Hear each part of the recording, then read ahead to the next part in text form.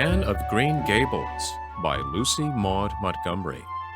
Chapter 16. Diana is invited to tea with tragic results. October was a beautiful month at Green Gables, when the birches in the hollow turned as golden as sunshine, and the maples behind the orchard were royal crimson, and the wild cherry trees along the lane put on the loveliest shades of dark red and bronzy green, while the fields sunned themselves in aftermaths. Anne reveled in the world of color about her. "Oh, Marilla!" she exclaimed one Saturday morning, coming dancing in with her arms full of gorgeous boughs. "I'm so glad I live in a world where there are Octobers. It would be terrible if we just skipped from September to November, wouldn't it? Look at these maple branches. Don't they give you a thrill? Several thrills. I'm going to decorate my room with them." "Messy things," said Marilla, whose aesthetic sense was not noticeably developed. "You clutter up your room entirely too much with out-of-door stuff, Anne. Bedrooms were made to sleep in." "Oh, and dream in, too, Marilla. And you know one can dream so much better in a room where there are pretty things. I'm going to put these boughs in the old blue jug and set them on my table. Mind you, don't drop leaves all over the stairs then. I'm going on a meeting of the Aid Society at Carmody this afternoon, Anne, and I won't likely be home before dark. You'll have to get Matthew and Jerry their supper, so mind you, don't forget to put the tea to draw until you sit down at the table as you did last time." "It was dreadful of me to forget," said Anne apologetically, "but that was the afternoon I was trying to think of a name for Violet Vale, and it crowded other things out. Matthew was so good. He never scolded a bit. He put the tea down himself and said we could wait a while as well as not. I told him a lovely fairy story while we were waiting, so he didn't find the time long at all. It was a beautiful fairy story, Marilla. I forgot the end of it, so I made up an end for it myself, and Matthew said he couldn't tell where the join came in." "Matthew would think it all right, Anne, if you took a notion to get up and have dinner in the middle of the night. But you keep your wits about you this time. And I don't really know if I'm doing right. It may make you more addlepated than ever, but you can ask Diana to come over and spend the afternoon with you and have tea here." "Oh, Marilla!" Anne clasped her hands. "How perfectly lovely! You are able to imagine things after all, or else you'd never have understood how I've longed for that very thing. It will seem so nice and grown-uppish. No fear of my forgetting to put the tea to draw when I have company. Oh, Marilla, can I use the rosebud spray tea set?" "No, indeed. The rosebud tea set. Well, what next? You know I never use that except for the minister or the aides. You'll put down the old brown tea set, but you can open the little yellow crock of cherry preserves. It's time it was being used anyhow. I believe it's beginning to work. And you can cut some fruit cake and have some of the cookies and snaps." "I can just imagine myself sitting down at the head of the table and pouring out the tea," said Anne, shutting her eyes ecstatically, "and asking Diana if she takes sugar. I know she doesn't, but of course I'll ask her just as if I didn't know. And then pressing her to take another piece of fruit cake and another helping of preserves. Oh, Marilla, it's a wonderful sensation just to think of it. Can I take her into the spare room to lay off her hat when she comes, and then into the parlor to sit?" "No, the sitting room will do for you and your company. But there's a bottle half full of raspberry cordial that was left over from the church social the other night. It's on the second shelf of the sitting room closet, and you and Diana can have it if you like, and a cookie to eat along with it in the afternoon, for I dare say Matthew will be late coming in to tea, since he's hauling potatoes to the vessel." Anne flew down to the hollow, past the Dryad's bubble, and up the spruce path to Orchard Slope to ask Diana to tea. As a result, just after Marilla had driven off to Carmody, Diana came over, dressed in her second-best dress, and looking exactly as it is proper to look when asked out to tea. At other times she was wont to run into the kitchen without knocking, but now she knocked primly at the front door. And when Anne, dressed in her second best, as primly opened it, both little girls shook hands as gravely as if they had never met before. This unnatural solemnity lasted until after Diana had been taken to the east gable to lay off her hat, and then had sat for 10 minutes in the sitting room, toes in position. "How is your mother?" inquired Anne politely, just as if she had not seen Mrs. Barry picking apples that morning, in excellent health and spirits. "She is very well, thank you. I suppose Mr. Cuthbert is hauling potatoes to the Lily Sands this afternoon, is he?" said Diana, who had ridden down to Mr. Harmon Andrews that morning in Matthew's cart. "Yes, our potato crop is very good this year. I hope your father's crop is good too." "It's fairly good, thank you. Have you picked many of your apples yet?" "Oh, ever so many," said Anne, forgetting to be dignified and jumping up quickly. "Let's go out to the orchard and get some of the red sweetings, Diana. Marilla says we can have all that are left on the tree. Marilla is a very generous woman. She said we could have fruit cake and cherry preserves for tea. But it isn't good manners to tell your company what you're going to give them to eat, so I won't tell you what she said we could have to drink. It only begins with an R and a C, and it's bright red color. I love bright red drinks, don't you? They taste twice as good as any other color." The orchard, with its great sweeping boughs that bent to the ground with fruit, proved so delightful that the little girls spent most of the afternoon in it, sitting in a grassy corner where the frost had spared the green and the mellow autumn sunshine lingered warmly, eating apples and talking as hard as they could. Diana had much to tell Anne of what went on in school. She had to sit with Gertie Pye, and she hated it. Gertie squeaked her pencil all the time, and it just made her, Diana's, blood run cold. Ruby Gillis had charmed all her warts away, true's you live, with a magic pebble that old Mary Jo from the creek gave her. You had to rub the warts with the pebble and then throw it away over your left shoulder at the time of the new moon, and the warts would all go. Charlie Sloane's name was written up with M. White's on the porch wall, and M. White was awful mad about it. Sam Bolter had sassed Mr. Phillips in class, and Mr. Phillips whipped him, and Sam's father came down to the school and dared Mr. Phillips to lay a hand on one of his children again. And Mattie Andrews had a new red hood and a blue crossover with tassels on it, and the airs she put on about it were perfectly sickening. And Lizzie Wright didn't speak to Mamie Wilson because Mamie Wilson's grown-up sister had cut out Lizzie Wright's grown-up sister with her bow. And everybody missed Anne so and wished she's come to school again. And Gilbert Blythe. But Anne didn't want to hear about Gilbert Blythe. She jumped up hurriedly and said, suppose they go in and have some raspberry cordial. Anne looked on the second shelf of the room pantry, but there was no bottle of raspberry cordial there. Search revealed it way back on the top shelf. Anne put it on a tray and set it on the table with a tumbler. "Now, please help yourself, Diana," she said politely.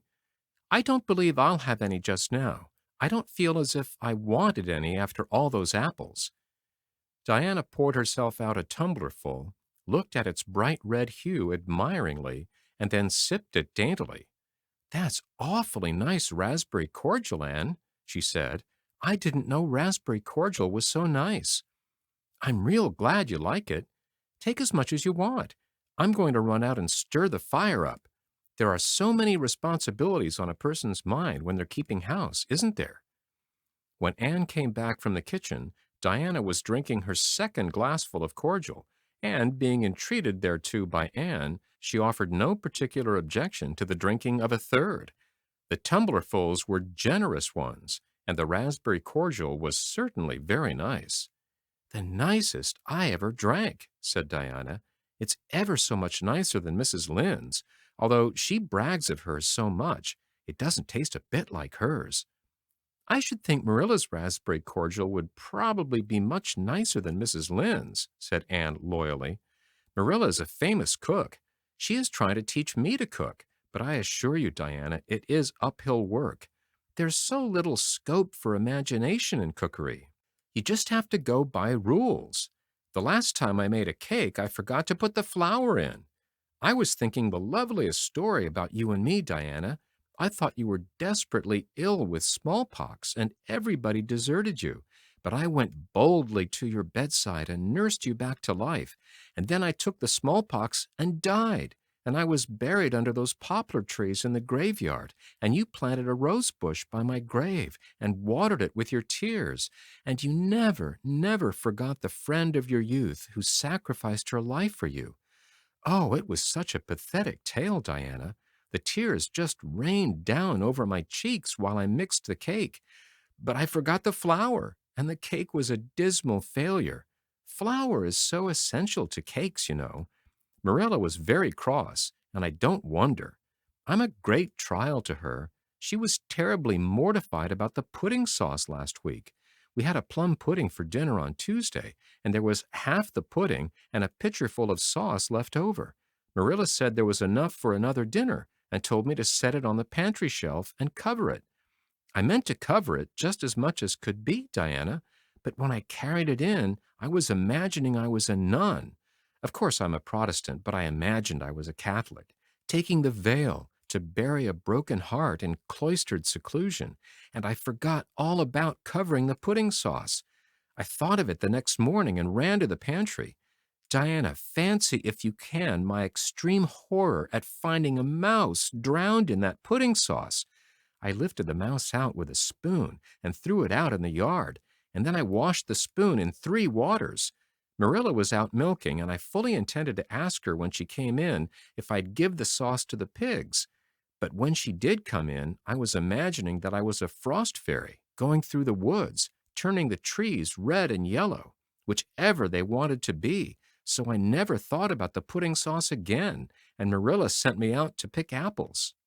Well, Mr. and Mrs. Chester Ross from Spencervale came here that morning. You know they are very stylish people, especially Mrs. Chester Ross. When Marilla called me in, dinner was all ready and everybody was at the table. I tried to be as polite and dignified as I could be, for I wanted Mrs. Chester Ross to think I was a ladylike little girl, even if I wasn't pretty. Everything went right until I saw Marilla coming with the plum pudding in one hand and the pitcher of pudding sauce warmed up in the other. Diana, that was a terrible moment. I remembered everything, and I just stood up in my place and shrieked out, Marilla, you mustn't use that pudding sauce. There was a mouse drowned in it. I forgot to tell you before. Oh, Diana, I shall never forget that awful moment if I live to be 100. Mrs. Chester Ross just looked at me, and I thought I would sink through the floor with mortification. She is such a perfect housekeeper, and fancy what she must have thought of us. Marilla turned red as fire, but she never said a word. Then she just carried that sauce and pudding out and brought in some strawberry preserves. She even offered me some, but I couldn't swallow a mouthful. It was like heaping coals of fire on my head. After Mrs. Chester Ross went away, Marilla gave me a dreadful scolding. Why, Diana, what is the matter? Diana had stood up very unsteadily. Then she sat down again, putting her hands to her head. I'm awful sick, she said, a little thickly. I must go right home. Oh, you mustn't dream of going home without your tea, cried Anne in distress. I'll get it right off. I'll go and put the tea down this very minute. I must go home, repeated Diana, stupidly but determinedly. Let me get you a lunch anyhow, implored Anne. Let me give you a bit of fruit cake and some of the cherry preserves. Lie down on the sofa for a little while, and you'll be better. Where do you feel bad? I must go home, said Diana, and that was all she would say. In vain Anne pleaded. I never heard of company going home without tea, she mourned. Oh, Diana, do you suppose that it's possible you're really taking the smallpox? If you are, I'll go and nurse you. You can depend on that. I'll never forsake you, but I do wish you'd stay until after tea. Where do you feel bad? I'm awful dizzy, said Diana, and indeed she walked very dizzily. Anne, with tears of disappointment in her eyes, got Diana's hat and went with her as far as the Barry yard fence. Then she wept all the way back to Green Gables, where she sorrowfully put the remainder of the raspberry cordial back into the pantry and got tea ready for Matthew and Jerry, with all the zest gone out of the performance.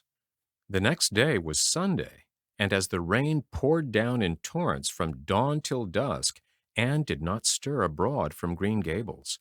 Monday afternoon, Marilla sent her down to Mrs. Lynde's on an errand. In a very short space of time, Anne came flying back up the lane, with tears rolling down her cheeks. Into the kitchen she dashed and flung herself face downward on the sofa in agony. "Whatever has gone wrong now, Anne?" queried Marilla in doubt and dismay. "I do hope you haven't gone and been saucy to Mrs. Lynde again." No answer from Anne, save more tears and stormier sobs. "Anne Shirley, when I ask you a question, I want to be answered.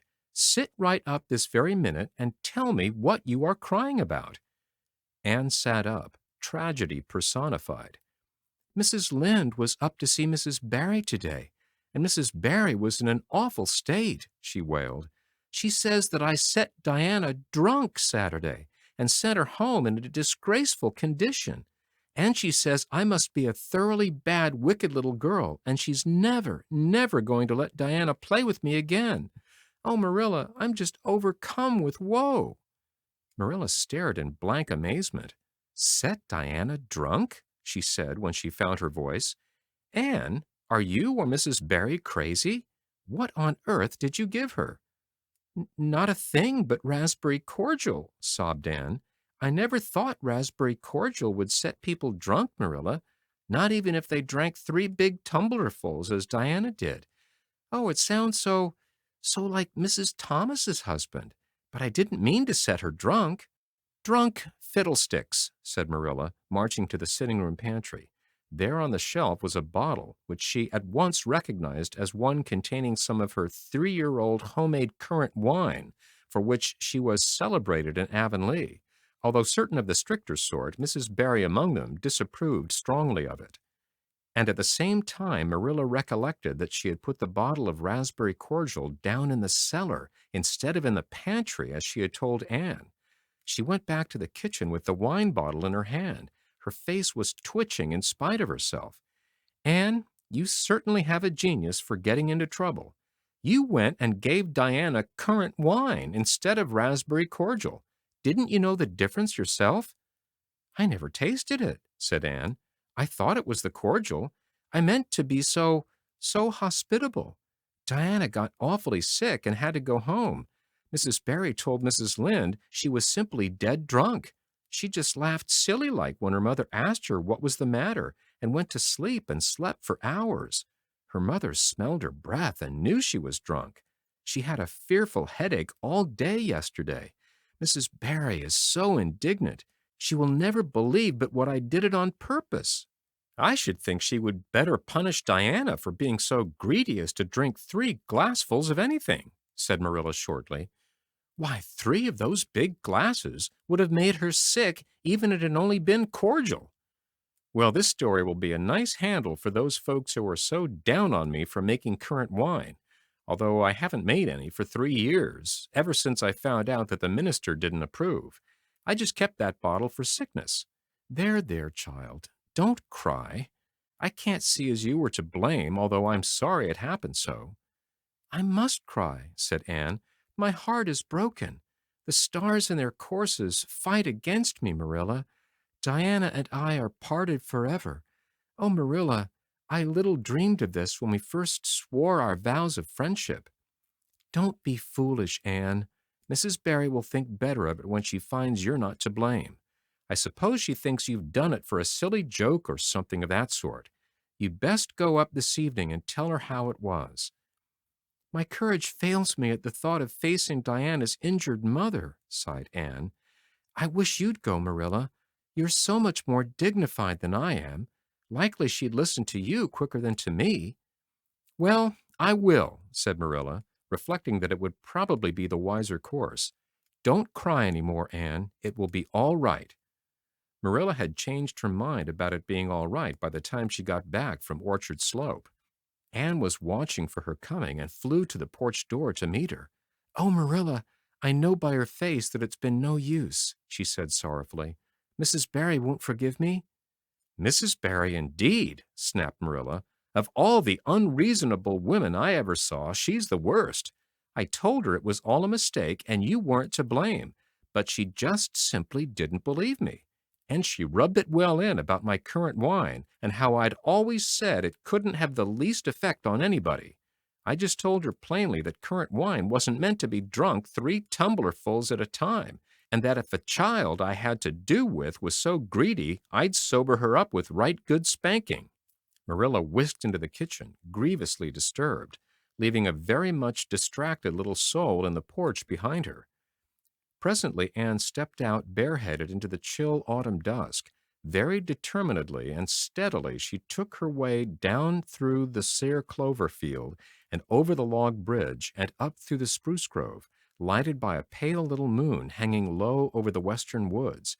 Mrs. Barry, coming to the door in answer to a timid knock, found a white-lipped, eager-eyed suppliant on the doorstep. Her face hardened. Mrs. Barry was a woman of strong prejudices and dislikes, and her anger was of the cold, sullen sort which is always hardest to overcome. To do her justice, she really believed Anne had made Diana drunk out of sheer malice pretense, and she was honestly anxious to preserve her little daughter from the contamination of further intimacy with such a child. "And what do you want?" she said stiffly. Anne clasped her hands. "Oh, Mrs. Barry, please forgive me. I did not mean to intoxicate Diana. How could I? Just imagine if you were a poor little orphan girl, that kind people had adopted you, and you had just one bosom friend in all the world. Do you think you would intoxicate her on purpose? I thought it was only raspberry cordial. I was firmly convinced it was raspberry cordial. Oh, please don't say that you won't let Diana play with me any more. If you do, you will cover my life with a dark cloud of woe." This speech, which would have softened good Mrs. Lynde's heart in a twinkling, had no effect on Mrs. Barry, except to irritate her still more.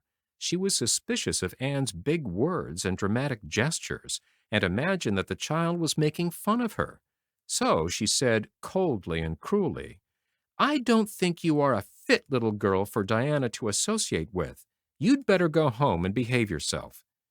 Anne's lips quivered. "Won't you let me see Diana just once to say farewell?" she implored. "Diana has gone over to Carmody with her father," said Mrs. Barry, going in and shutting the door. Anne went back to Green Gables, calm with despair. "My last hope is gone," she told Marilla. "I went up and saw Mrs. Barry myself, and she treated me very insultingly. Marilla, I do not think she is a well-bred woman. There is nothing more to do except to pray, and I haven't much hope that that'll do much good, because, Marilla, I do not believe that God himself can do very much with such an obstinate person as Mrs. Barry." "Anne, you shouldn't say such things," rebuked Marilla, striving to overcome that unholy tendency to laughter which she was dismayed to find growing upon her. And indeed, when she told the whole story to Matthew that night, she did laugh heartily over Anne's tribulations. But when she slipped into the east gable before going to bed and found that Anne had cried herself to sleep, an unaccustomed softness crept into her face. "Poor little soul," she murmured, lifting a loose curl of hair from the child's tear-stained face. Then she bent down and kissed the flushed cheek on the pillow.